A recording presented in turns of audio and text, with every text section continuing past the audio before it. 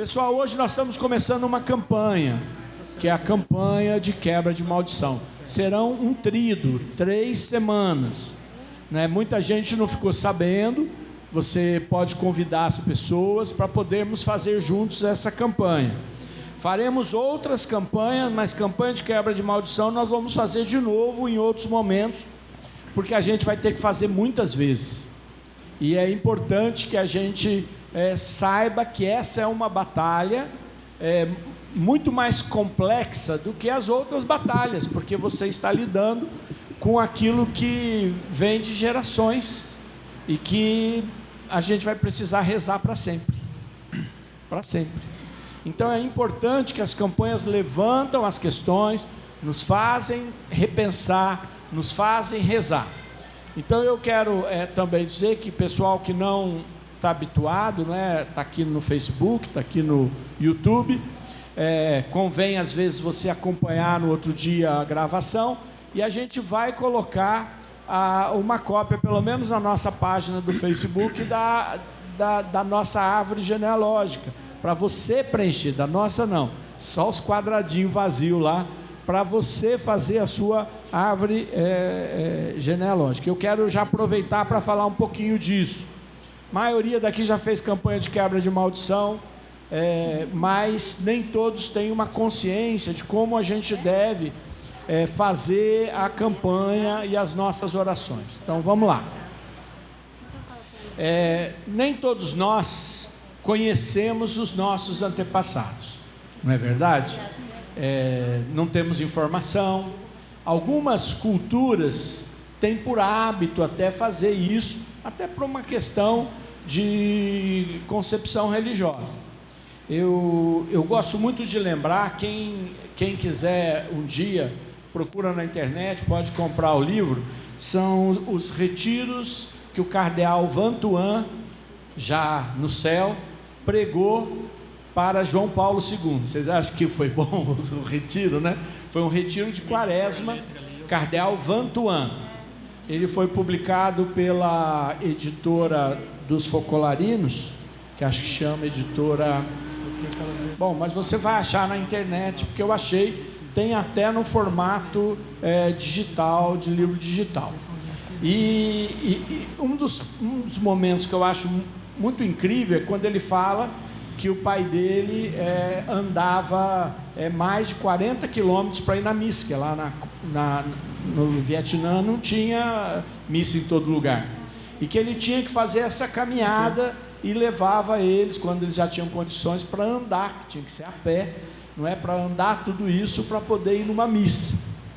E ele dizia que o pai dele conhecia 12 gerações para trás e levava na sua oração. Eu achei isso muito importante, primeiro porque o cardeal Vantuan é cardeal, segundo porque era um pregador tão extraordinário que foi convidado a ser pregador de um retiro papal, terceiro que ele ficou 20 anos preso por um equívoco, porque achavam que ele era um emissário americano e prenderam ele e deixaram ele preso numa cela sem luz, sem nada, e ele recebia um vidrinho onde diziam que era um remédio, mas era um vinho, e ele consagrava para celebrar a missa sozinho, uma gotinha para não perder, e pegava, recortava dos embrulhos que vinham às vezes a comida, e para poder recortar e reescrever os salmos que ele lembrava de cabeça. Então é uma pessoa que tem uma história tão extraordinária que vale a pena conhecer. Mas eu só estou falando dele para dizer que os nossos antepassados interessam para a nossa oração. Muita gente vai dizer que não, Jesus já nos perdoou e pelo batismo nós fomos lavados e purificados, o que é uma grande verdade. No entanto, nós somos purificados não dos pecados que cometemos, mas da raiz de pecado que nasce em nós. É como você pegar um pé de limão, jogar açúcar e imaginar que vai nascer uma limonada, vai continuar nascendo tudo limão. Então, se nós não mudarmos a raiz, que vem conosco, do nosso caráter, das enfermidades que nos ferem, a gente acaba repetindo na nossa vida a história dos nossos antepassados. Então, como é que você vai preencher esse geneagrama? Você vai pegar e vai colocar teus pais, o nome, e aí você vai fazer pequenas informações para vocês, ninguém vai ver isso. Por exemplo, se sofreram acidentes, se tinham grandes crises econômicas, se tinham vícios, se tinham algumas fraquezas de caráter graves. Você vai pegar também dos teus avós, avós paternos, avós maternos, os teus bisavós e até a próxima geração.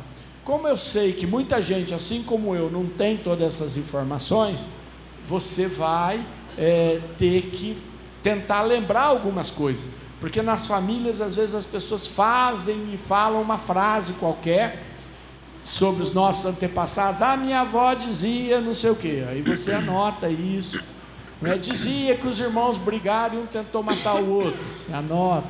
Dizia que saiu lá da Itália não sei por que cargas d'água. Diziam que saiu lá do Japão, ou então de qualquer desses países europeus, que a maioria dos que vieram para cá, portugueses, espanhóis, ou muitas vezes que foram escravos. Então você vai tentar formar a tua árvore para rezar.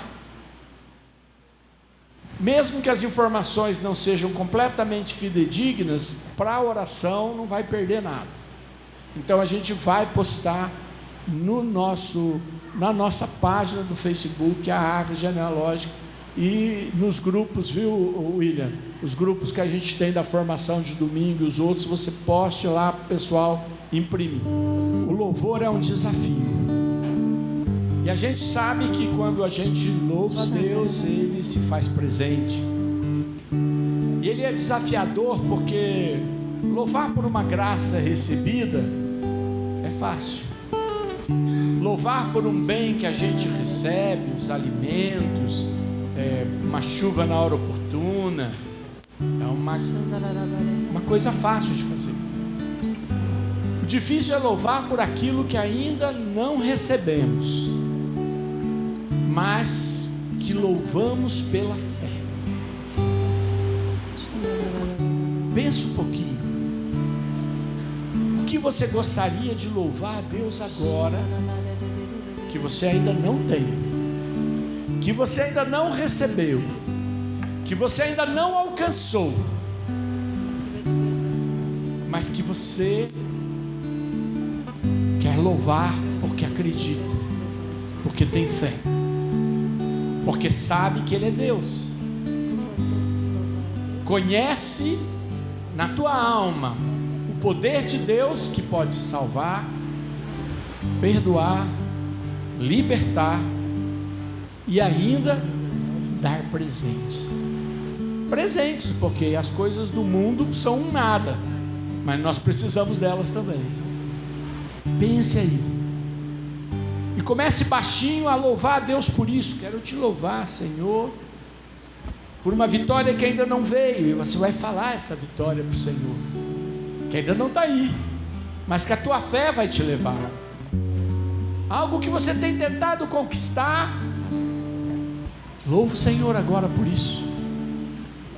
Eu quero te louvar, Senhor, pelas libertações que se realizarão, pelos milagres que acontecerão. Verdade, Senhor. Pelo teu poder manifestado, pelas pessoas que experimentarão o seu amor e sentirão a vossa misericórdia. Quero te louvar, Senhor. Eu estou falando aqui de forma geral porque estou no microfone, mas você pode falar das tuas coisas, louvar a Deus. A gente sabe pedir por elas. Eu quero que você ouse louvar a Deus. Te louvo, Senhor.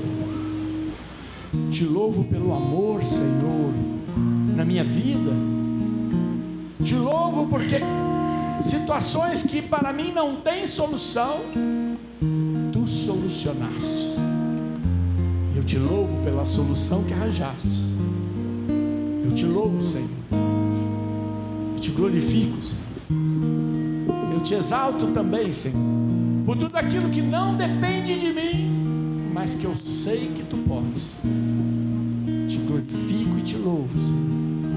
Em seguida do texto do livro do Êxodo, que trata das bênçãos e das maldições, e que estão ligados ao cumprimento dos mandamentos, impossíveis de serem cumpridos, mais de 300 e poucos para que a pessoa tenha que fazer, e 300 e pouco do que ela não pode fazer. Já é difícil saber os 600, imagina cumpri-los. Então é muito difícil escapar de não ter maldição e também de não ter bênção.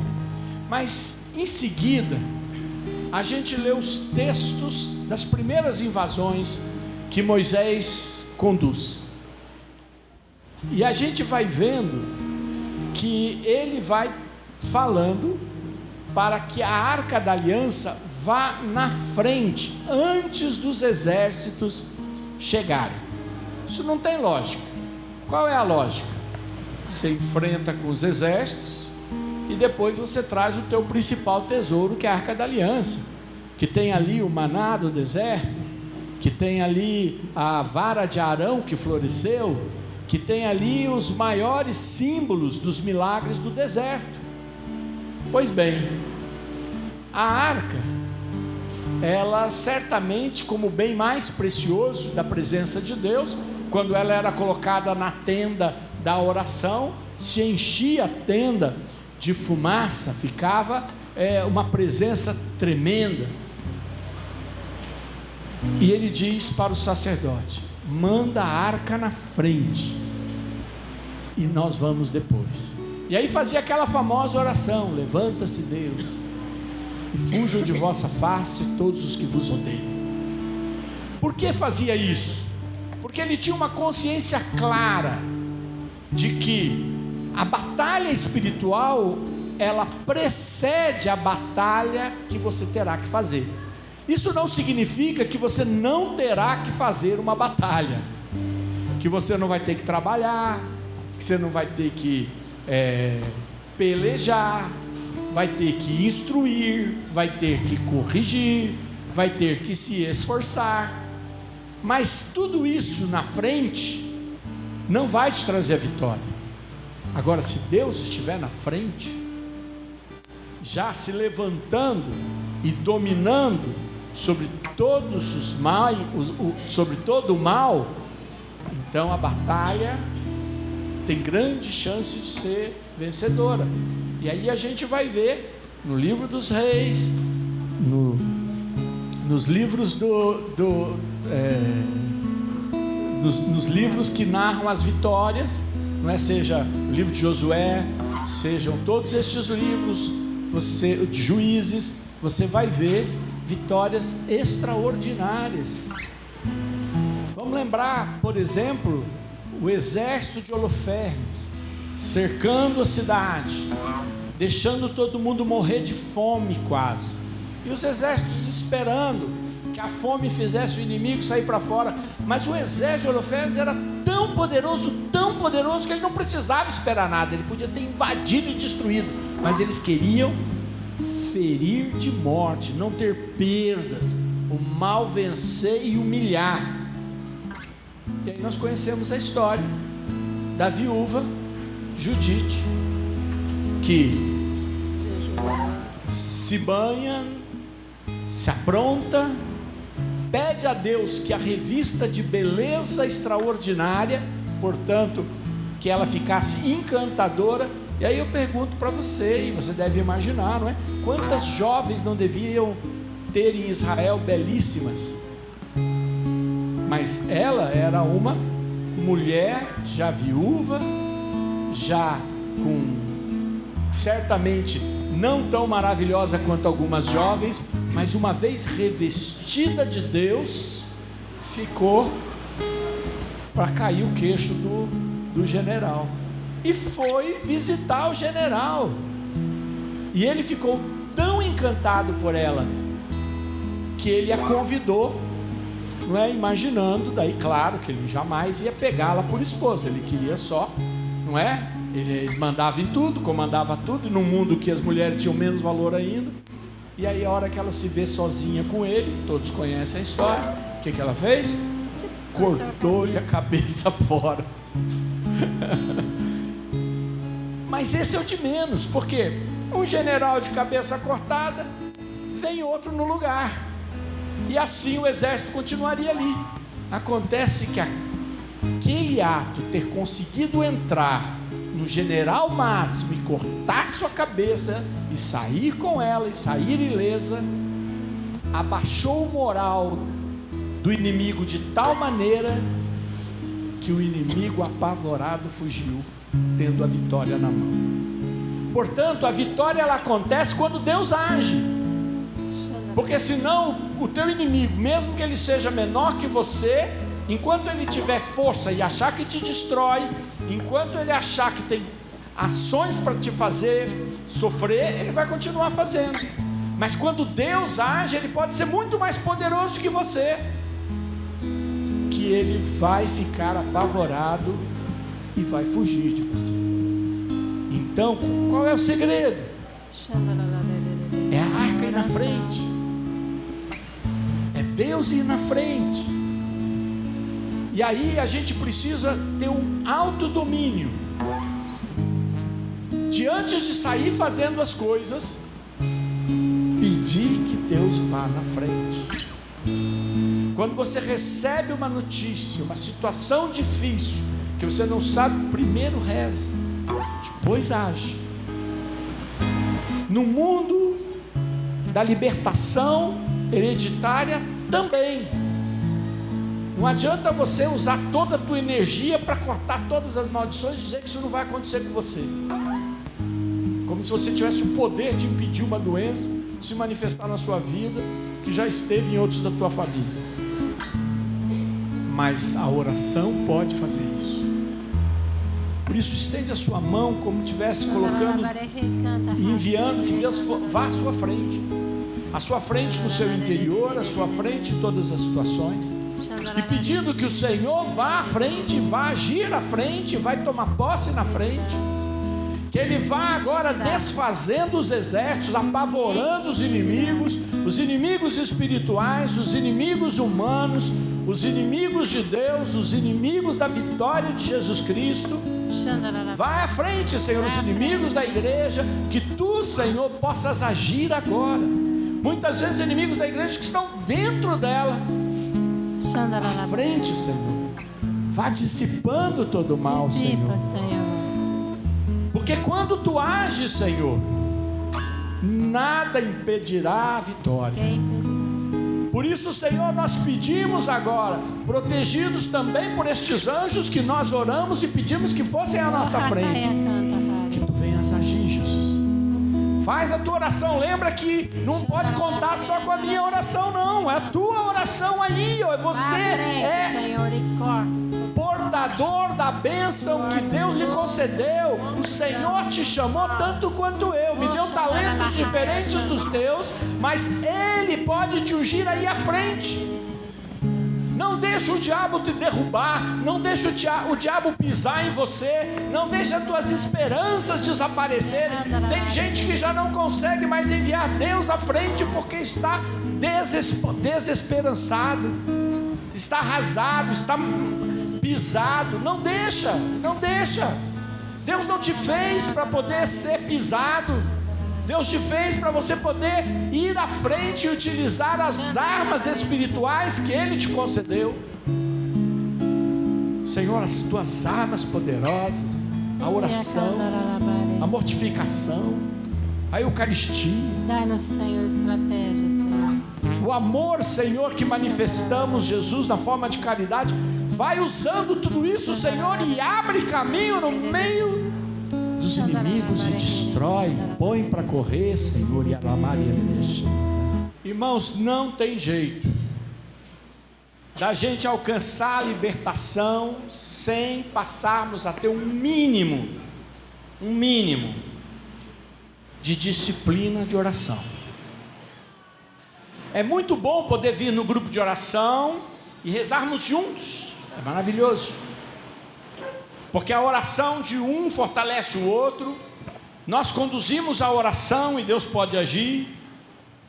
vemos testemunhos, milagres que vão acontecendo, mas para que a gente possa de fato alcançar uma vitória, a gente precisa ter um mínimo de disciplina pessoal de oração. E não dá para terceirizar isso. É você quem tem que fazer. Cada um tem as suas dificuldades, cada um tem os seus horários, cada um tem seus limites, mas todos nós podemos conseguir ter um mínimo de organização. E aí, a gente começará a ver vitória. Porque se você terceiriza toda a ação espiritual, você receberá bênçãos, mas você não alcançará as vitórias todas que precisa, principalmente no campo interior. Ora, eu posso conduzir aqui um momento de cura interior. Já fizemos vários no grupo de oração, não é? E faremos outros no decorrer deste ano. Você pode até encontrar alguém que tem um carisma extraordinário de palavra de ciência e de cura interior para rezar por você. Você será curado em muitos pontos. Aqui você será curado mais profundamente, porque quando é grupo a unção é maior, porque Deus assim faz. Mas você é uma pessoa, eu sou uma pessoa, nós somos pessoas complexas, que têm histórias complexas. Muitas pessoas não se conhecem mesmo depois de dezenas de anos que convivem consigo mesmo. E se bobear, a gente não conhece nem quem está do nosso lado, não conhece direito. Imagine o tanto de restauração e de cura que a gente precisará para podermos ser de fato homens e mulheres livres. Livres. Se eu perguntar, talvez alguns de vocês levantem a mão, se eu perguntar quem aqui acha que é totalmente livre, alguns levantem as mãos. Eu vou acreditar, porque você fala o que você quiser, mas que a minha experiência de vida mostra que é muito difícil ser livre. Há pessoas mais livres e menos livres, mas ser totalmente livre,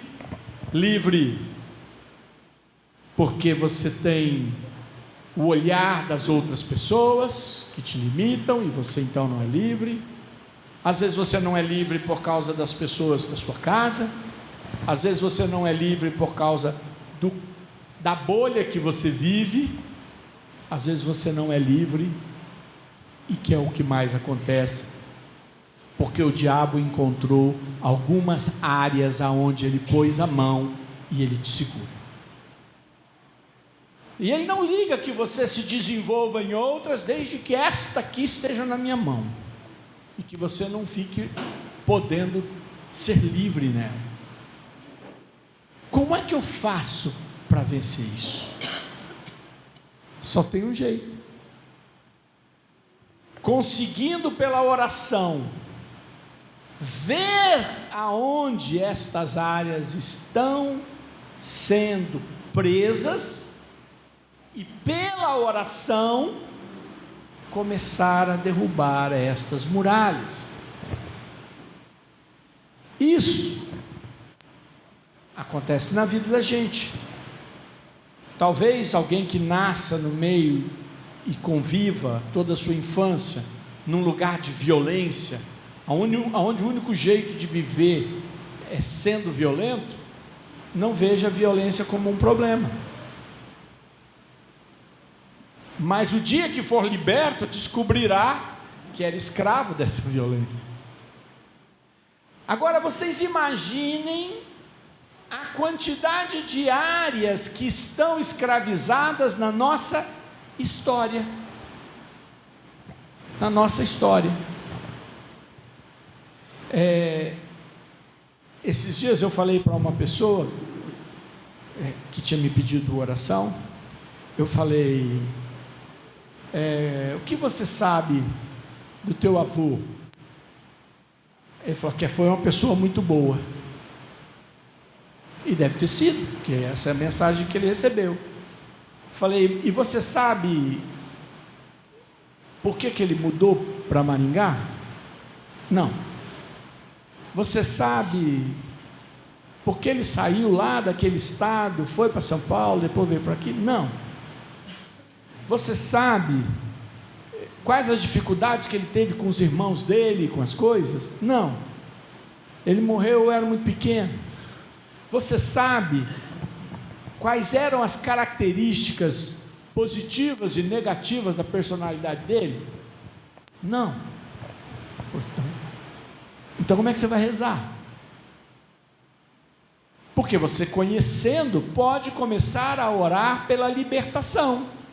Porque mesmo com pessoas muito boas na nossa história, elas não foram só boas. Não é verdade? Não foram só boas. A gente tem mania, e aí eu acho isso, de dizer assim: a minha mãe é maravilhosa, meu pai é maravilhoso, meu avô era fantástico. Porque a gente vê o lado bom daquilo que eles fizeram, e eram mesmo. Mas não eram só isso. E eu não preciso rezar por aquilo que era bom, porque aquilo que era bom já é uma bênção, não é verdade? Mas eu preciso rezar por aquilo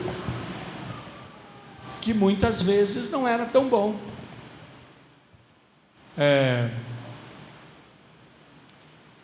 Minha avó era uma santinha, uma racista de dar dó. Dava para ser santinha e racista? Isso era normal no tempo dela. Mas isso significava que por alguma razão ela distinguia as pessoas por uma ordem de valor lá na cabeça dela, não é mesmo?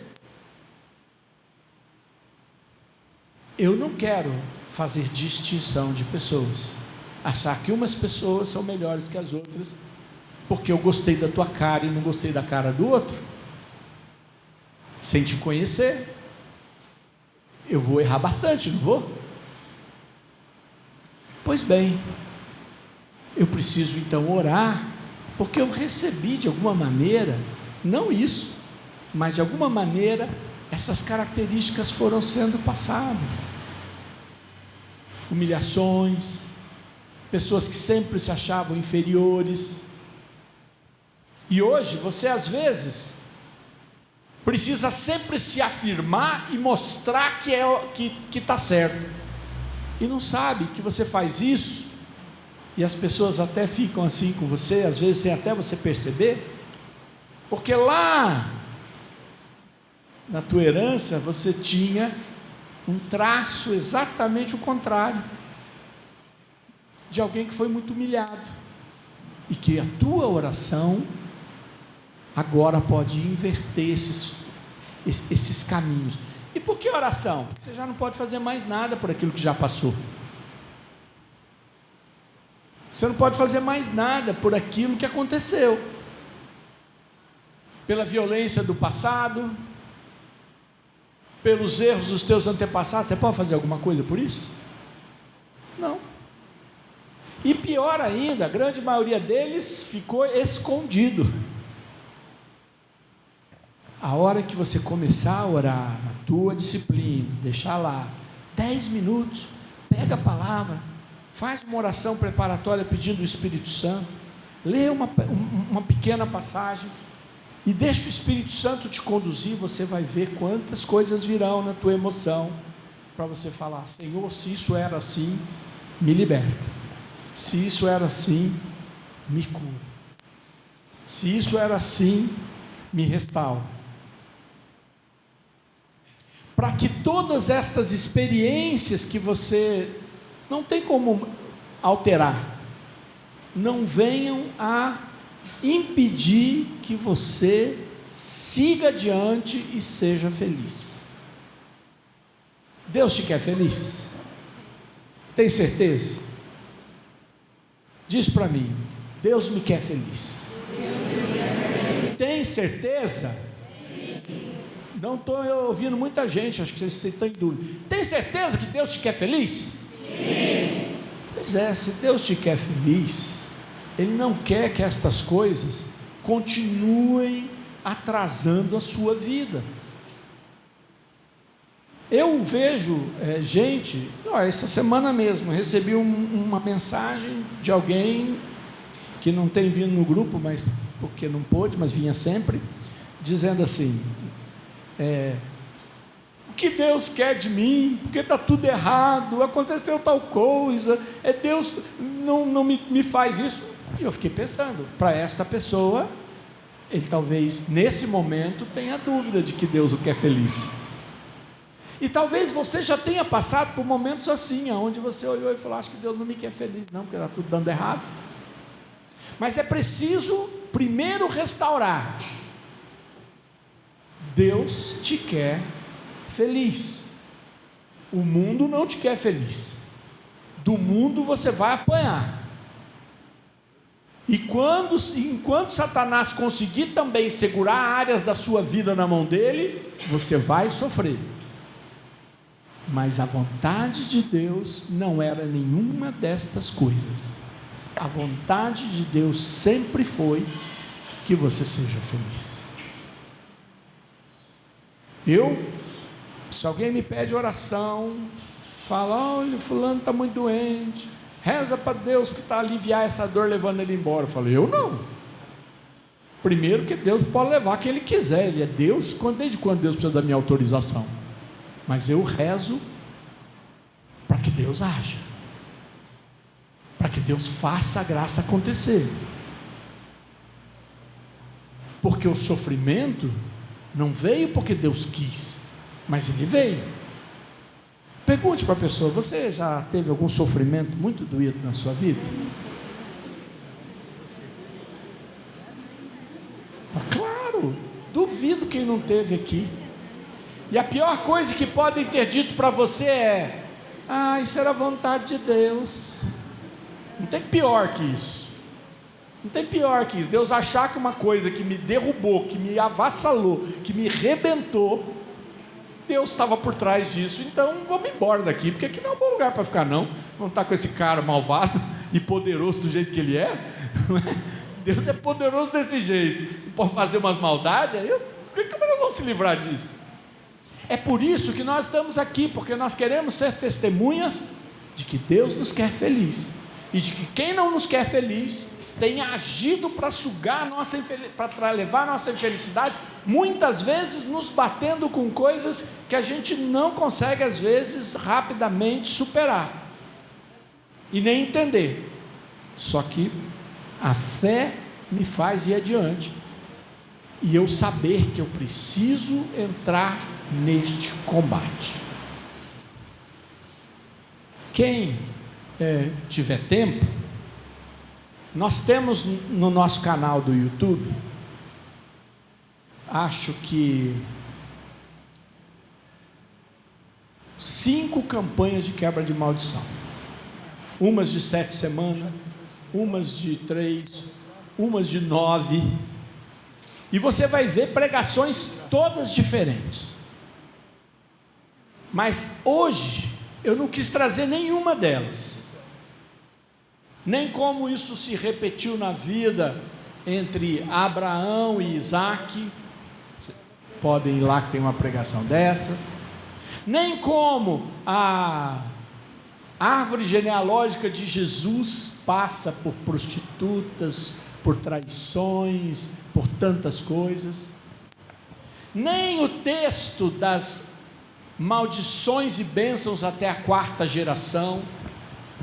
Todas elas eu podia trazer, mas eu preferi trazer isto, um impulso para que você entre nesse combate, para que você possa ser feliz, para que a felicidade possa acontecer. Vou ler só o versículo 20 do capítulo 17 de São João. Não rogo somente por eles, mas também por aqueles que por sua palavra hão de crer em mim, para que todos sejam um, assim como tu, Pai, está em mim e eu em ti, para que também eles estejam em nós e o mundo creia que tu me enviaste. Significa que, de alguma maneira, nós estamos em Deus, o Pai está no Filho, o Filho está no Pai, o Espírito Santo está no Pai, o Espírito Santo está no Filho, mas que nós e todos os que vão crer, quer dizer, os de trás e os da frente, estamos em Deus, e por isso Deus pode fazer a libertação, por isso Deus pode agir lá aonde nós não podemos mais chegar, porque ninguém aqui vai encontrar uma máquina do tempo para entrar lá dentro e voltar lá atrás para consertar. Você não vai consertar nem o que você fez e nem o que os teus antepassados fizeram. O que você vai conseguir é quebrar a mão do maligno nas áreas que ele pôs e fazer uma libertação de características negativas que vieram e foram herdadas um atrás do outro. Isso você consegue fazer, porque você vai fazer a partir de agora, fazendo com que a tua oração atinja, porque todos estamos no Pai. Amém? Vamos ficar de pé.